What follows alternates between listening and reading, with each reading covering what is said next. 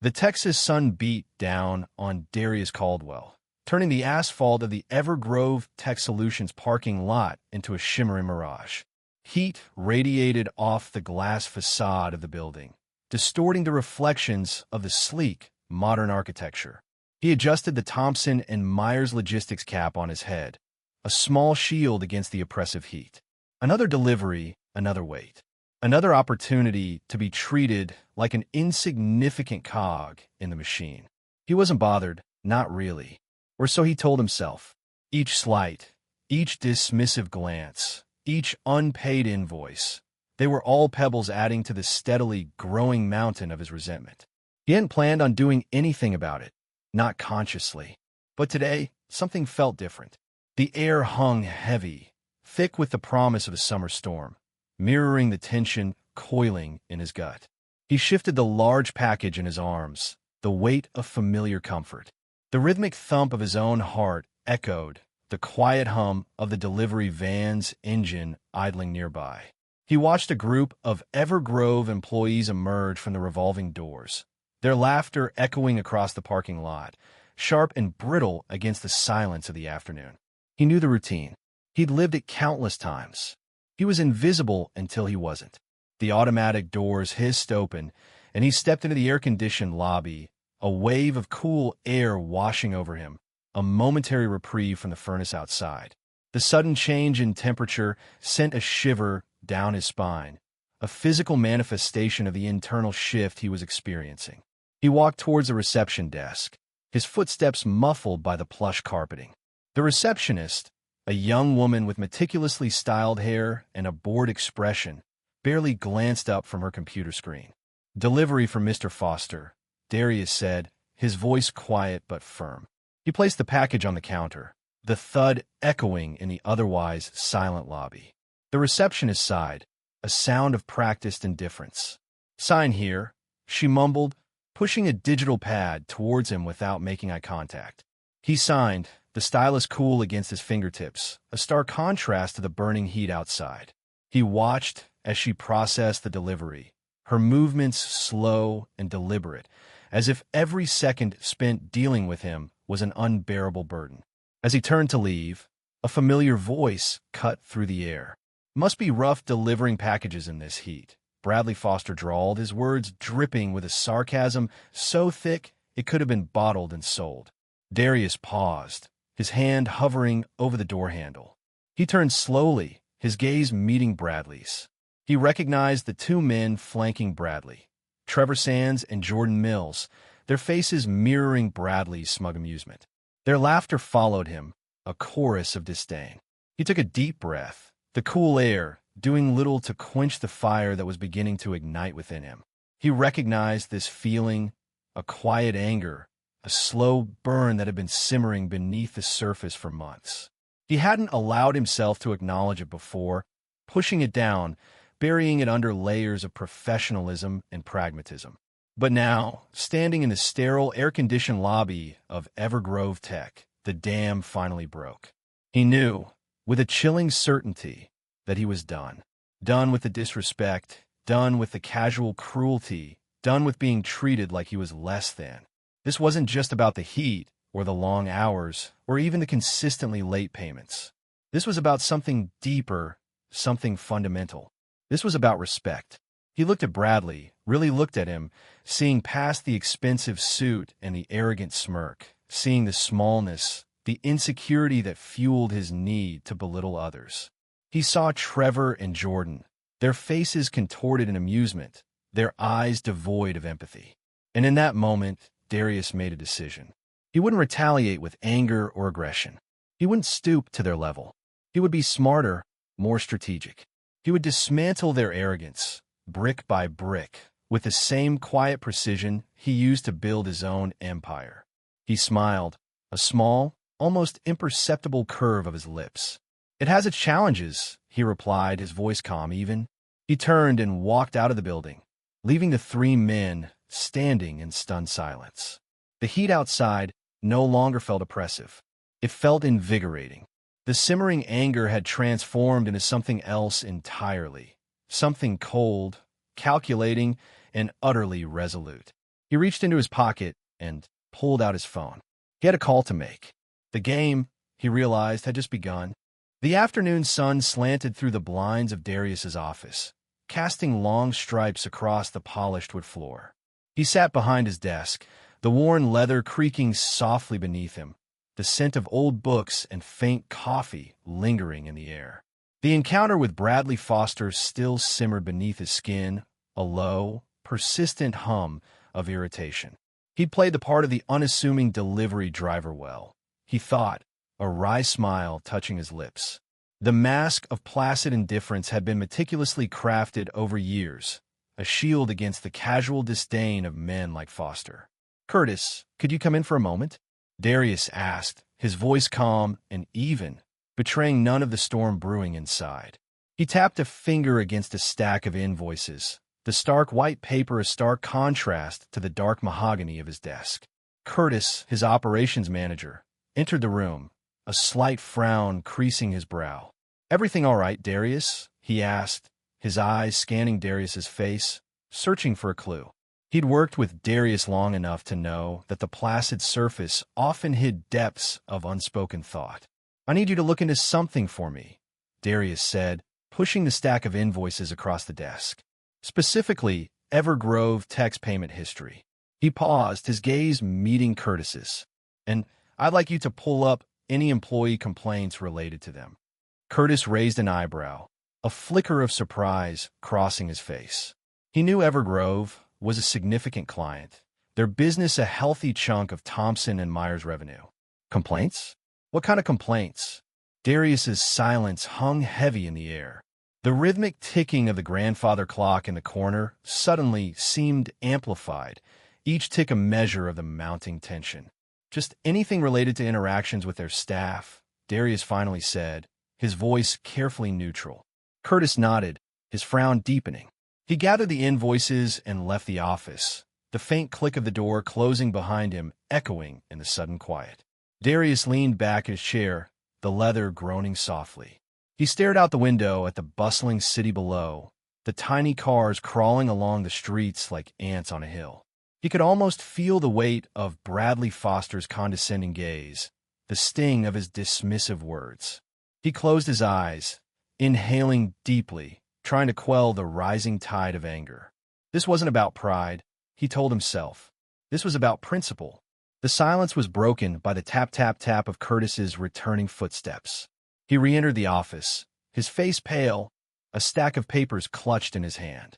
"Oh, hell no," he breathed, his voice barely a whisper. Darius's eyes snapped open, his gaze sharp and focused. He didn't need to ask. He knew by the look on Curtis's face that something was deeply wrong.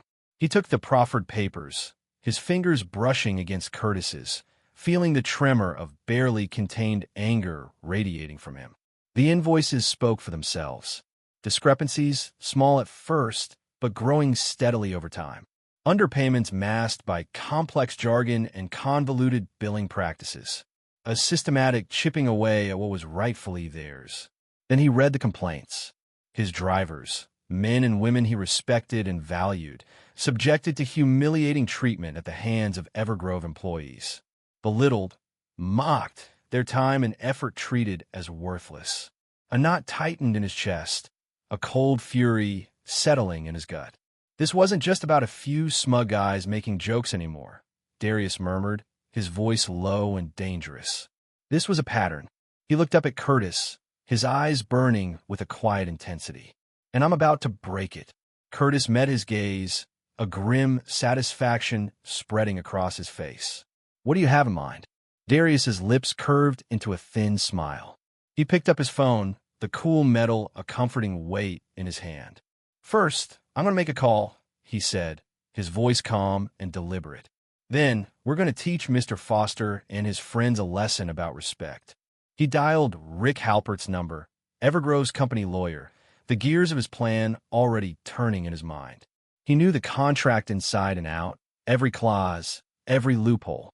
He'd anticipated this possibility, a contingency plan tucked away for just such an occasion.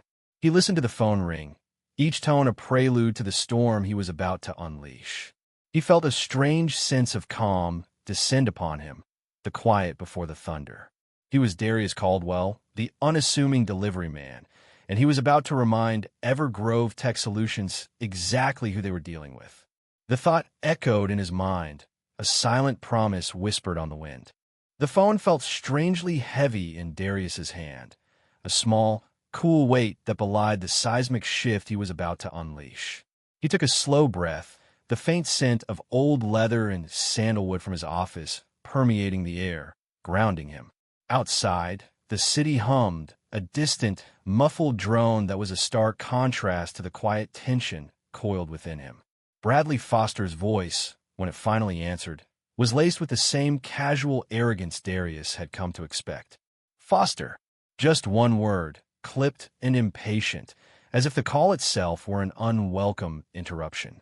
Darius's thumb traced the smooth edge of his phone, a small, repetitive motion that calmed the flicker of annoyance that threatened to spark. He imagined Foster reclining in his expensive office chair, probably with his feet propped on the desk, completely oblivious to the storm gathering on the horizon. The thought brought a grim satisfaction. "Mr. Foster, it's Darius Caldwell from Thompson and Myers Logistics." He kept his voice level, devoid of any emotion. Control was paramount. He could almost hear the slight pause on the other end, the gears in Foster's mind slowly turning, trying to place the name, the company. The silence stretched, filled with a potent mix of anticipation and quiet power. Darius savored it, a small victory in the battle he was waging. "Ah, yes, the delivery service," Foster finally said, his voice now tinged with a dismissive tone that grated on Darius's nerves. "What can I do for you, Mr. Caldwell?" The unspoken question hung in the air. "Why are you bothering me?" Darius took another breath, letting it out slowly. He pictured Foster's face, the condescending smirk he usually wore when dealing with people he considered beneath him. "I'm calling regarding invoice number 7294. It appears there's been an oversight." The word oversight felt too mild, too polite for the blatant disrespect they'd shown. But Darius maintained his composure. The mask he wore, the one of an unassuming delivery man, was his greatest weapon. "Oversight," Foster's voice sharpened. "I'm not aware of any oversight. Our accounting department is very thorough." The underlying implication was clear. "You're wrong. You're incompetent." Darius closed his eyes for a moment, a fleeting image flashing through his mind, the casual sneer on Foster's face as he tossed the delivery slip back at him just a few hours ago, the dismissive wave of his hand, the contemptuous laughter echoing in the sterile office hallway.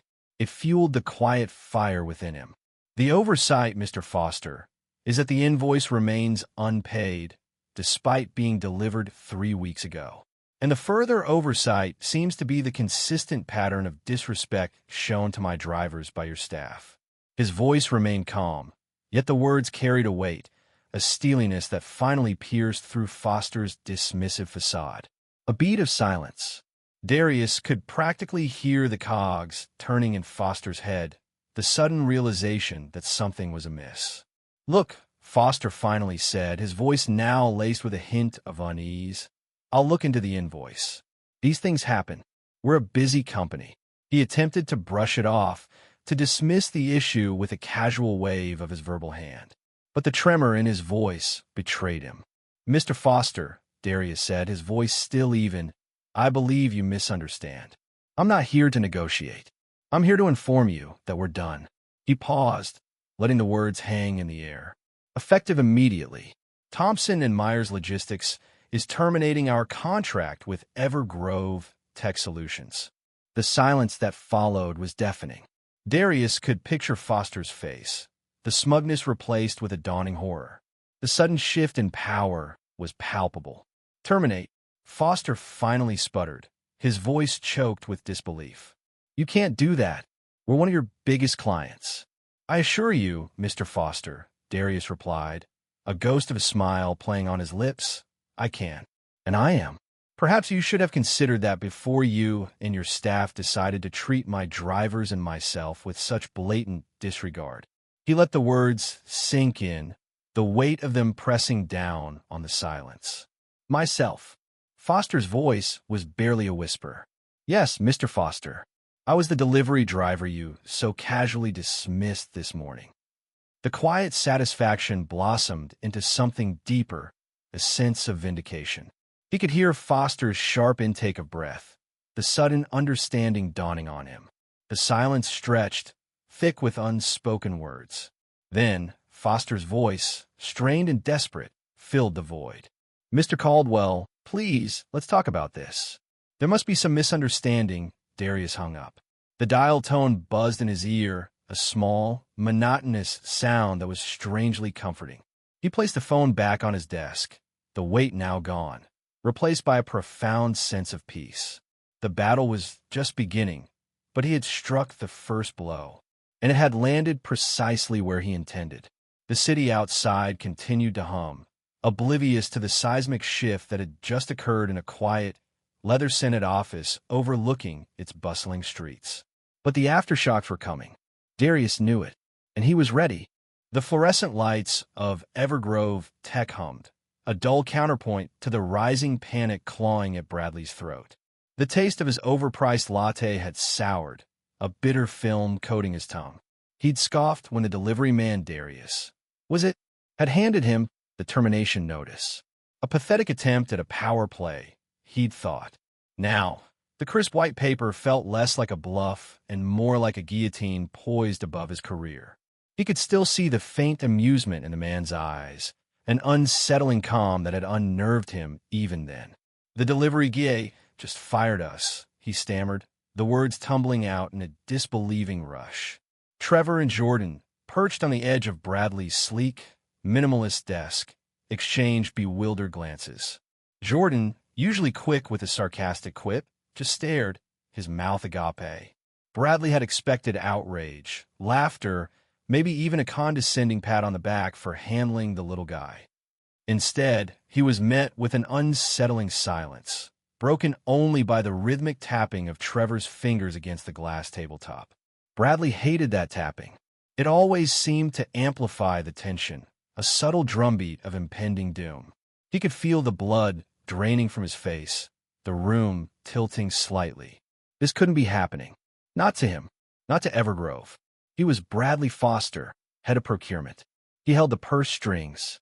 He decided who lived and who died in this little corner of the tech world. And this delivery driver had just dared to challenge him? He can't do that, can he? Trevor finally spoke, his voice unusually high-pitched. The question hung in the air, heavy with the unspoken fear that permeated the room. Bradley's mind raced, scrambling for a foothold, a logical explanation. He snatched the termination notice from Jordan's trembling hand, rereading the terse, formal language. Each word felt like a punch to the gut. He remembered thinking the contract with Thompson and Myers was a minor detail, a formality. Now, that neglected detail was a venomous snake, sinking its fangs into his carefully constructed world. "Get Calloway," Bradley barked, his voice sharper than he intended. The fear was a living thing now, coiling in his stomach, constricting his breath. He needed Calloway, his CEO, the man who held all the answers, the man who could fix this. He had to fix this. Jordan scrambled out of the office, his normally swaggering gait replaced with a hurried, almost frantic shuffle. Trevor remained, his gaze fixed on the termination notice, his fingers still tapping. Bradley wanted to scream at him to stop, but the sound was trapped in his throat. He could feel the weight of Trevor's gaze, the unspoken accusation in his eyes. They had both treated Thompson and Myers with disdain, enjoyed the petty power they wielded over the smaller company.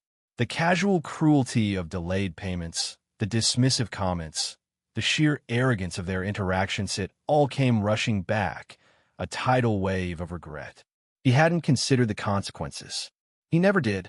He'd been too focused on climbing the corporate ladder, too blinded by his own ambition to see the cracks forming beneath his feet.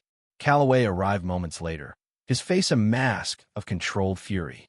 He snatched the termination notice, his eyes scanning the document with a speed that made Bradley dizzy. "What the hell is this?" he demanded, his voice low and dangerous. The air in the room crackled with tension, the silence suffocating. Bradley stumbled through an explanation, his words jumbled and incoherent. He could feel Calloway's gaze burning into him, a mixture of disbelief and disgust. You terminated their contract? Calloway's voice was laced with incredulity. Bradley shook his head vehemently, the words catching in his throat. No, he'd delivery guy. He trailed off, unable to articulate the absurdity of the situation. Get Rick, Calloway ordered, his voice clipped and precise. Rick Halpert, Evergrove's company lawyer, arrived within minutes, his usual jovial demeanor replaced by a cautious professionalism. He took the termination notice, his brow furrowing as he read. The silence stretched, punctuated only by the rustle of paper and the faint hum of the air conditioning. Finally, Rick looked up, his expression grim.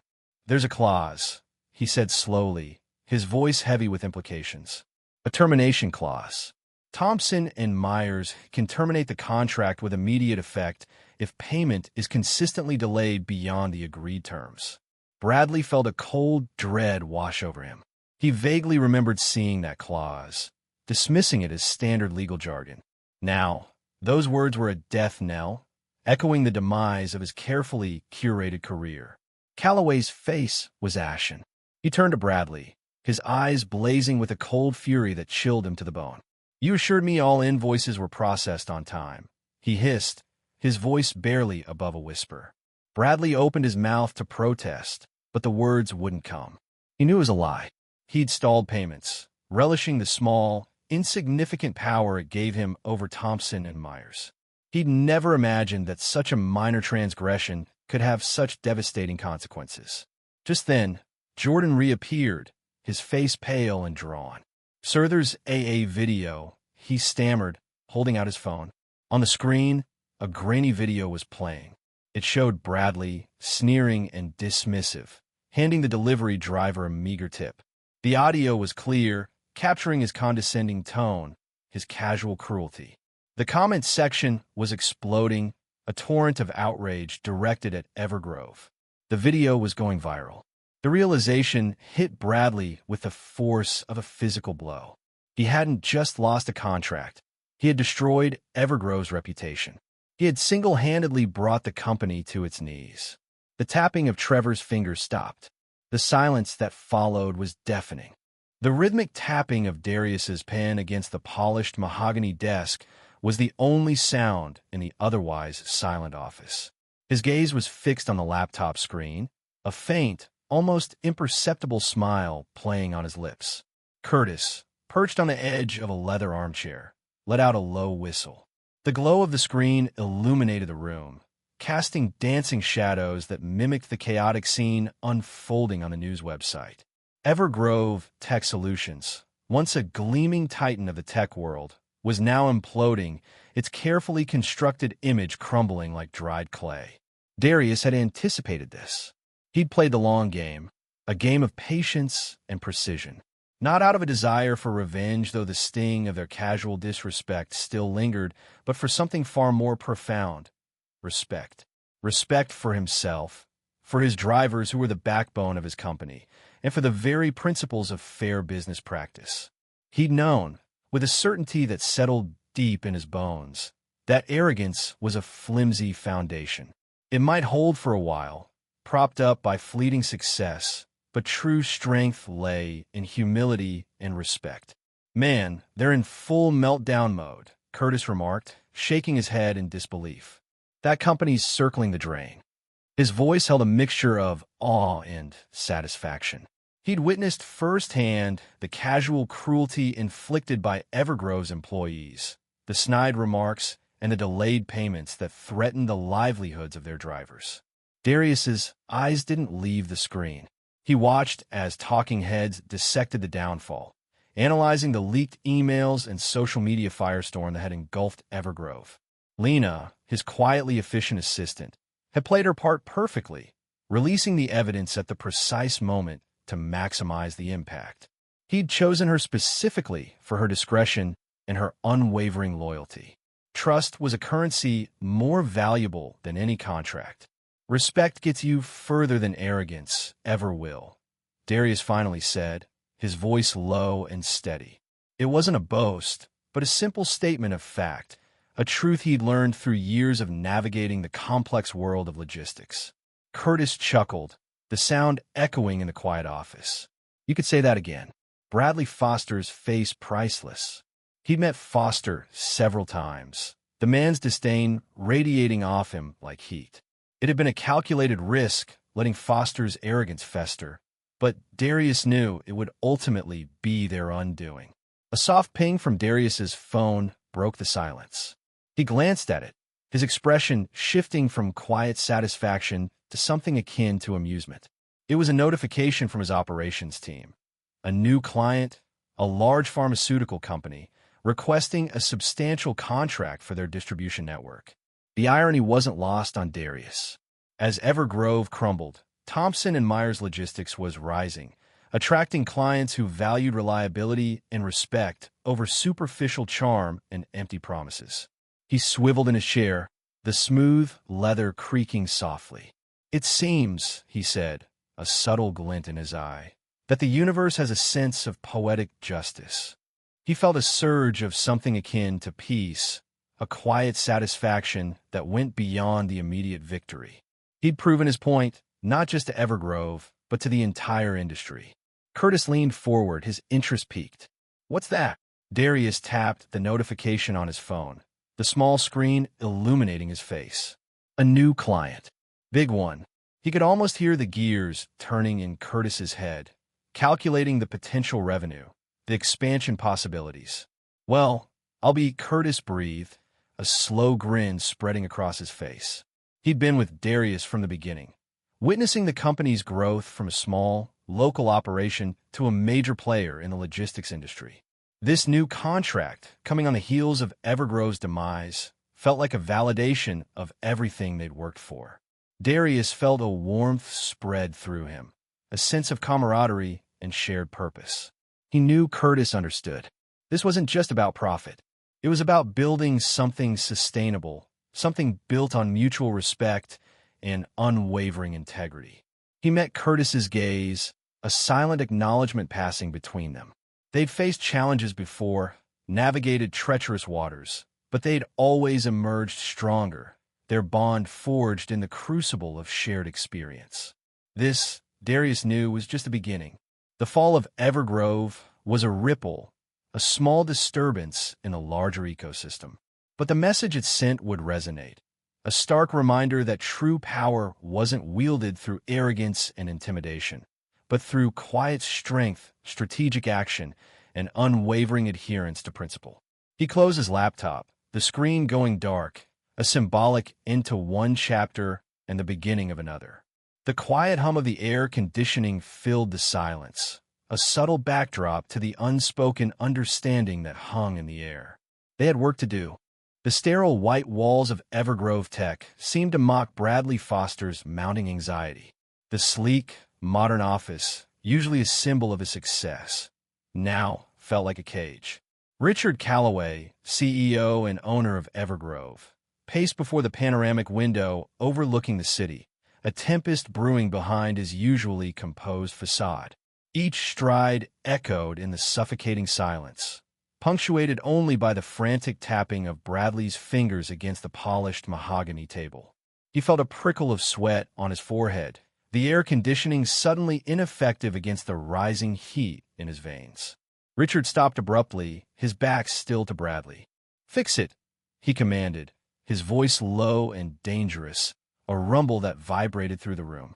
"It's just some internet noise, Richard," Bradley replied, attempting a dismissive tone that fell hollow even to his own ears. He forced a chuckle, but it died in his throat. "Internet noise? That's all you can say?" His inner voice mocked him. He knew it was far more than that. Thompson and Myers had systematically dismantled Evergrove's reputation online.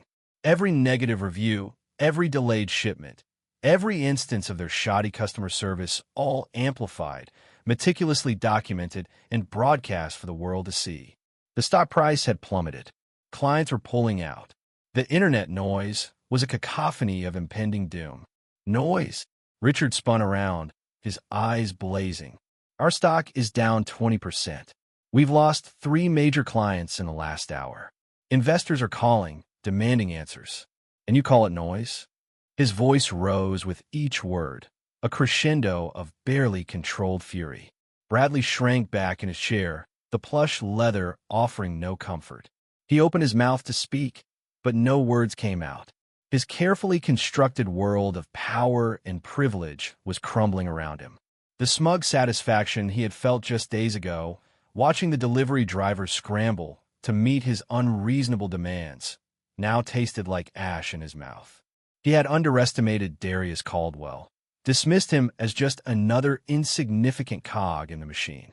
Now, that cog had brought the entire machine grinding to a halt. Trevor Sands and Jordan Mills, Bradley's usual accomplices in his petty tyranny, sat silently against the wall, their faces pale and drawn. They had been present during the now infamous confrontations with Darius, adding their own sneers and insults to the mix. They, too, had underestimated the quiet man in the worn uniform. Their bravado had vanished, replaced by a gnawing fear. The air in the room crackled with tension. The unspoken question hung heavy. Who would be the sacrificial lamb? Richard's gaze swept over the three men, his expression cold and calculating. Rick Halpert has confirmed it, he said, his voice flat, devoid of any emotion. Bradley felt a chill crawl down his spine. Rick Halpert was Evergrove's lawyer. His involvement could only mean one thing. The contract with Thompson and Myers, it's ironclad. We can't contest the termination, not without facing even greater financial penalties. Richard paused, letting the weight of his words sink in. He fixed his gaze on Bradley, a single word dripping with disdain escaping his lips. You. Bradley's mind raced. He tried to grasp at straws, to find a way out. But I was just following company policy, he stammered, his voice barely above a whisper. The pathetic excuse hung in the air, exposed for the lie it was. Richard's laugh was short and sharp, devoid of humor. Policy? You think humiliating a man, a company, for your own amusement is company policy? He shook his head slowly, his disappointment palpable. You've cost this company millions, Bradley. Millions? And for what? A few cheap laughs. I didn't think, Bradley began, but Richard cut him off. You didn't think. That's the problem, Bradley. You never think. He turned away, his voice losing its edge, replaced by a weariness that seemed to age him before their eyes. You're fired, Bradley. Effective immediately. The words hung in the air, heavy and final. Bradley stared at him, his mouth open, unable to comprehend the magnitude of what had just happened. His carefully crafted career, his expensive suits, his luxurious apartment all gone. Swallowed whole by the consequences of his own arrogance. The room spun, the sleek modern furniture blurring around him. He felt a hand on his shoulder, Jordan's face swimming into focus, his eyes wide with a mixture of fear and pity. Come on, Bradley, he murmured, his voice low. Let's go. Bradley allowed himself to be led from the room, a ghost of his former self. He walked past the rows of silent cubicles, the faces of his colleagues a mixture of shock and morbid curiosity. He felt their gazes burning into his back, branding him with the mark of failure. He didn't look back. He couldn't. The weight of his downfall pressed down on him, suffocating him. He had built his life on a foundation of arrogance and entitlement, and now that foundation had crumbled beneath him, leaving him with nothing. The once vibrant office now felt like a tomb, the silence echoing the emptiness within him. As he stepped out into the bustling city streets, the noise and the crowds seemed to wash over him, indifferent to his personal tragedy. The world continued to spin, oblivious to the fall of Bradley Foster. The lesson, however, would reverberate through Evergrove and beyond. Even the smallest cog can bring down the mightiest machine. The insistent ringing of his phone sliced through the low hum of the warehouse. Forklifts beeped rhythmically, their yellow lights cutting swathes through the dimness as they navigated the towering shelves. Darius Caldwell, amidst the organized chaos of Thompson and Myers logistics, watched the name flashing on his phone screen. Bradley Foster. A flicker of something cold, almost detached, sparked in his eyes. He answered on the third ring. Mr. Foster, he said, his voice level, betraying nothing of the storm brewing within. He knew this call was coming. He'd anticipated it, almost orchestrated it. And now, listening to the frantic, almost desperate tone on the other end, a strange sense of satisfaction, laced with a tinge of weariness, settled in his chest. It was like watching the inevitable conclusion of a carefully planned chess game. "Mr. Caldwell, please, we need to talk." Bradley's voice, stripped of its usual arrogance, was thin, reedy, laced with a desperation that almost made Darius wince. Almost. He'd seen this kind of desperation before, in the eyes of those who'd underestimated him, those who'd mistaken his quiet demeanor for weakness. "I believe we've said all there is to say, Mr. Foster," Darius replied, his gaze sweeping across the warehouse, taking in a familiar sight of his employees, their movements efficient and practiced. He felt a surge of pride. This was his domain, his kingdom, built on hard work and mutual respect. A stark contrast to the toxic environment Foster represented. He wondered if Foster could hear the faint echoes of activity in the background, a subtle reminder of everything he was about to lose. "No, please, you don't understand. Calloway, he's furious. He's talking about legal action, about ruining me." Bradley's voice cracked. The image of a cornered animal, eyes wide with fear, flashed through Darius's mind. He felt a brief, fleeting pang of something akin to pity, but it was quickly swallowed by the memory of countless slights, of the casual cruelty inflicted on his drivers, on the very foundation of his business. "Mr. Foster," Darius began, his voice still calm, but with an underlying steel that made Bradley flinch on the other end of the line. "You had a contract you and your colleagues chose to ignore, to treat as if it were less valuable than the paper it was printed on." He paused, the silence stretching, heavy with unspoken accusations. "You had ample opportunity to rectify the situation. You chose not to." He could practically feel Bradley's desperation radiating through the phone lines, a palpable wave of fear and regret. But we're Evergrove. We're important." Bradley stammered, the words echoing the very sentiment that had fueled his arrogance for so long. It was this ingrained sense of superiority, this unshakable belief in their own importance, that had blinded them to the consequences of their actions. Darius's grip on the phone tightened. "Importance," he echoed, the word laced with a quiet scorn, "is a relative term, Mr. Foster. It's earned, not inherited. And you," he paused, letting the weight of his words settle, "have squandered yours." He could hear Bradley's ragged breathing on the other end, the sound of a man teetering on the precipice of ruin. "Please, Mr. Caldwell, just give me a chance to explain. To make things right," Bradley pleaded. A dry chuckle escaped Darius's lips. "Explain what, Mr. Foster? Explain how you consistently undervalued my services? Explain how you and your colleagues treated my drivers with such blatant disrespect? Explain how you thought you could operate above the basic principles of fairness and decency." Each question, delivered with quiet precision, chipped away at Bradley's remaining composure. He could hear the man's spirit breaking, crumbling under the weight of his own mistakes. I didn't realize," Bradley's voice trailed off, the words hollow, devoid of conviction. "You didn't realize," Darius repeated, a hint of weariness creeping into his voice. He closed his eyes for a moment, picturing the faces of his drivers, their quiet dignity in the face of constant belittlement. "Or perhaps you simply didn't care." "No, please, I swear." Bradley's desperate pleas were cut short as Darius continued, his voice unwavering. "This isn't just business, Mr. Foster. This is about respect. And you," he paused, the silence amplifying the weight of his words, "don't have any." The line went dead. Darius stared at the phone for a moment, the silence in the warehouse suddenly amplified, pressing in on him. The hum of the machinery, the beeping of the forklifts, the murmured conversations of his employees, it all seemed to fade into the background as the weight of his decision settled upon him. He'd made a stand. He'd drawn his line in the sand. And in doing so, he'd sealed Evergrove's fate.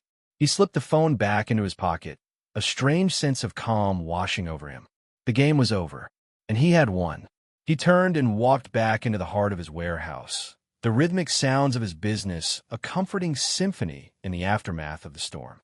He knew the road ahead wouldn't be easy, but he also knew, with a certainty that settled deep within his bones, that he had done the right thing.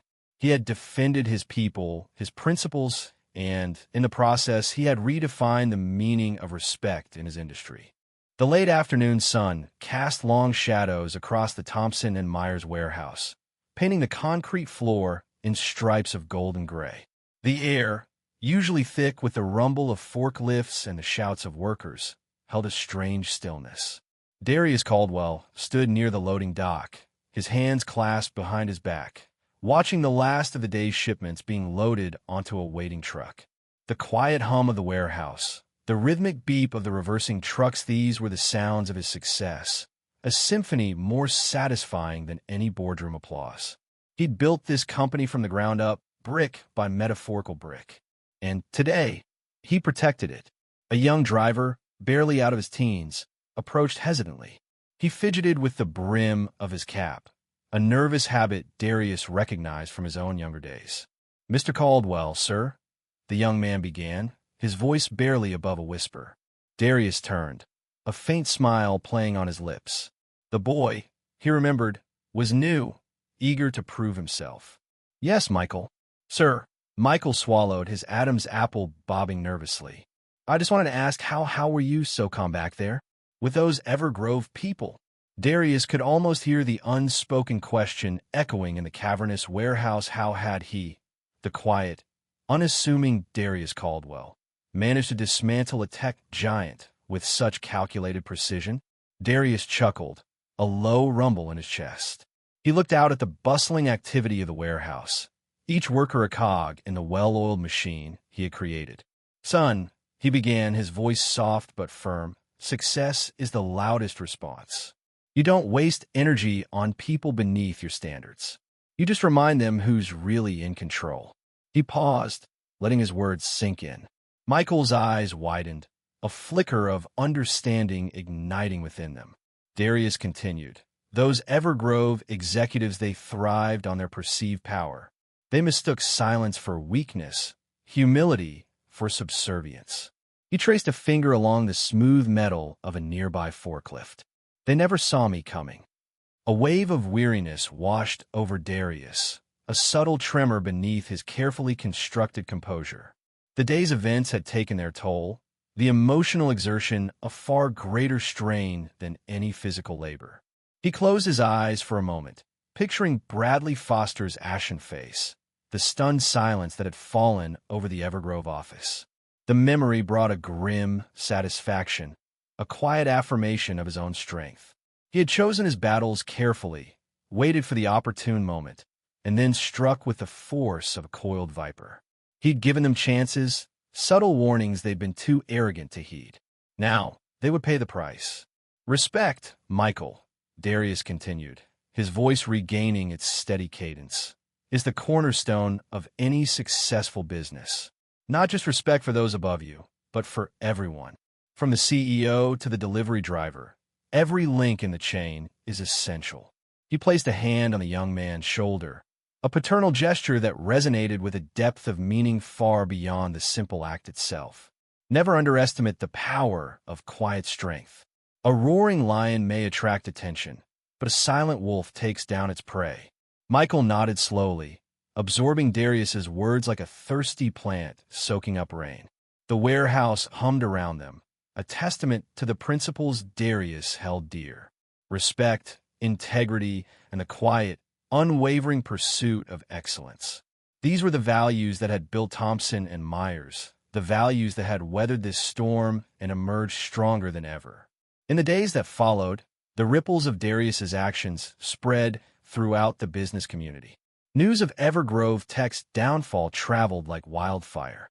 Their stock plummeted, investors pulled out, and the once mighty tech giant crumbled under the weight of its own hubris. Bradley Foster, Trevor Sands, and Jordan Mills were all terminated, their careers irrevocably tarnished. Richard Callaway, the CEO, clung to his position for a few desperate months, but the damage was too extensive. Evergrove Tech eventually declared bankruptcy, a stark reminder of the consequences of disrespect and unethical practices. Lena, Darius's ever-efficient assistant, had ensured that the full story reached the public, painting a clear picture of Evergrove's exploitative behavior. The public outcry further cemented Evergrove's demise. Thompson and Myers, on the other hand, thrived. The incident solidified their reputation as a company that valued its employees and upheld ethical business practices. New clients flocked to them, drawn by their unwavering commitment to integrity. Darius, the quiet, unassuming CEO, became a symbol of strength and resilience, a testament to the power of quiet action. He had never sought the spotlight, but in defending his company and his people, he had become a beacon in the often turbulent world of business. The echo of his actions resonated far beyond the walls of his warehouse, a quiet reminder that respect, ultimately, is the most valuable currency of all.